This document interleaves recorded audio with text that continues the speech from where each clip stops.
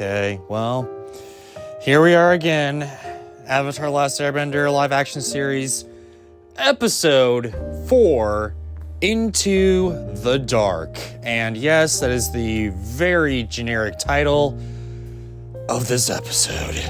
And it's a good thing that I didn't critique the previous episode on Boomy not being there, because lo and behold, he's here. He's in this episode, and we'll talk about him.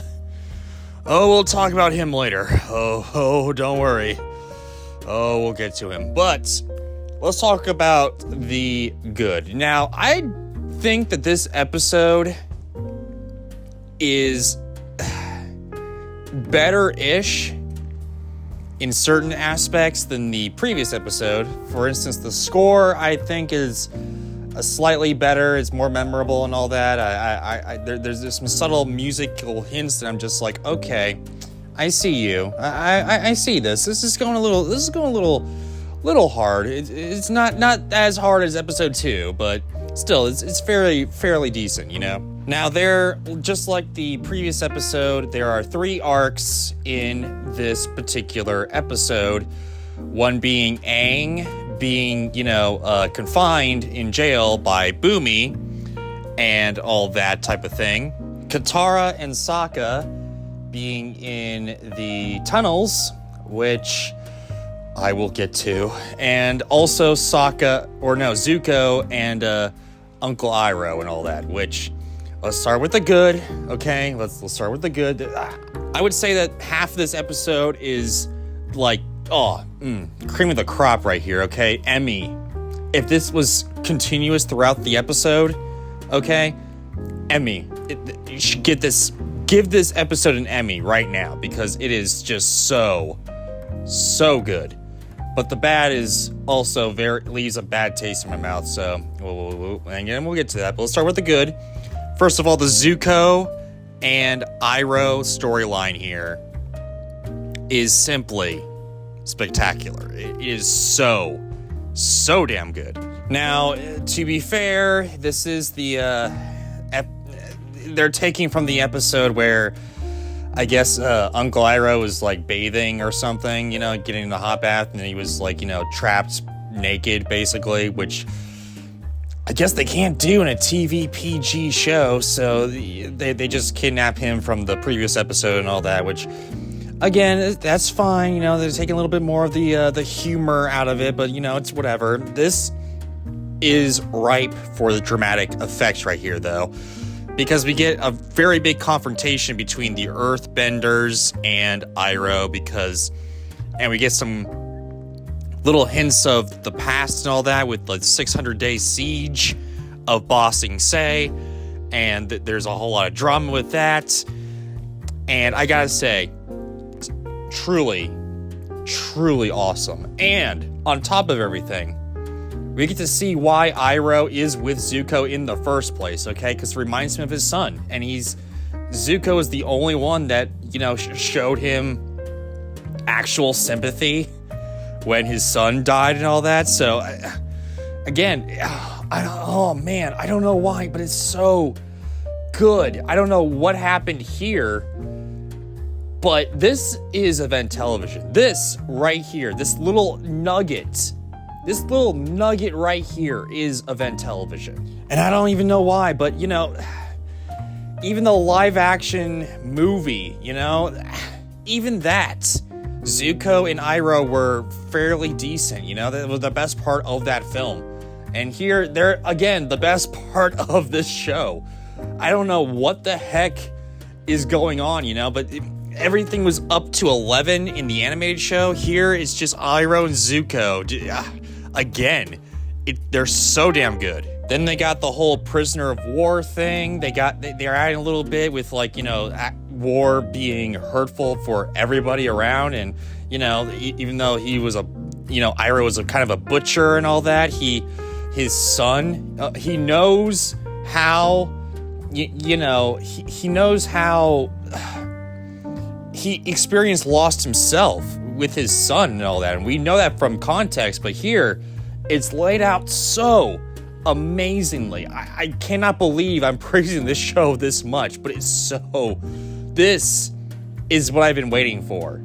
Too bad 2/3 of the rest of the episode is kind of crap, but it's this right here that maybe was the reason why this show was even greenlit to begin with, because this right here is just chef's kiss. All right, let's get into a little bit of the worst parts of this episode. Not yet, because we're still in the good. We'll start with the last little bit of good here. Half of the second story arc here with Katara and Sokka in the Cave of Lovers, the Tunnels of Lovers, if you will. I gotta say, okay, I did not think that we would get the hippies in this episode, but yeah, we get the hippies in this episode, and they're basically untouched, and they are basically singing the exact same songs as the animated show, and yeah, they're as funny. They're not as funny as the animated show, but they're close. Okay, they're really close. Sokka even joins in, with the music. They're singing and all that, and he's just like, "What the hell am I doing?" Which, yeah, I like that. It was very, very well done. We also kind of get a little bit more into Sokka and Katara's character and all that. Sokka having to grow up more, and Katara kind of being like, "Hey, I'm grown up too. I need to be my own person," and all that type of thing. I liked that in a vacuum. But I think that this story would have taken a little bit better, would have been a little bit better if it was in any other storyline other than the Tunnel of Lovers. If they took from almost anything else other than the Tunnel of Lovers and all that, because this, for all those who have any context to the animated show, this is one of the episodes where Aang actually tries to confront Katara into, saying that he loves her and all that, because they've been through so much, and he actually, has a secret crush on her. But instead of that, we're getting Sokka, Aang and Katara are supposed to be in the tunnel because it's the Tunnel of Lovers, built upon it, but this time it's Sokka and Katara, which doesn't make sense. They're not supposed to be lovers. They're not lovers, okay? Why are they in the Tunnel of Love? What the heck is this crap? And honestly, I truly believe it's just there for reference, and that's it, because they could have literally gotten into the palace any other way. Hell, even I get it, right? There's no other way. Even the Tinkerer's like, "Hey, listen, I don't know. There may be the tunnel. There's tunnels underneath the city and all that, but I could have sworn there was any other way of getting into the palace." Okay? No. Okay? But then again, Danny Pudi, he gave off extreme Abed vibes, which I gotta say gave me a little bit of serotonin with this thing here. He doesn't show up in the episode that much, but here he gets a little bit more dramatic and gives me a lot more Abed vibes, which I gotta say, it boosts my serotonin just a little bit. But then we get to the Aang storyline, and oh no. So Aang gets trapped in jail, as is the episode where the original Ba Sing Se episode, or a Mashu episode or whatever, And in the animated series, the king of the Earth Kingdom and all that, he puts Aang through a bunch of tests and all that to see if he actually is the Avatar. And then, then at the very end, then he lets Aang know that he is Bumi, and Bumi, they're good friends and all that, and he's more wiser. He's a lot better this time around than anything else, you know? This one, in this, the animated show as well, you know, they try to give off the lesson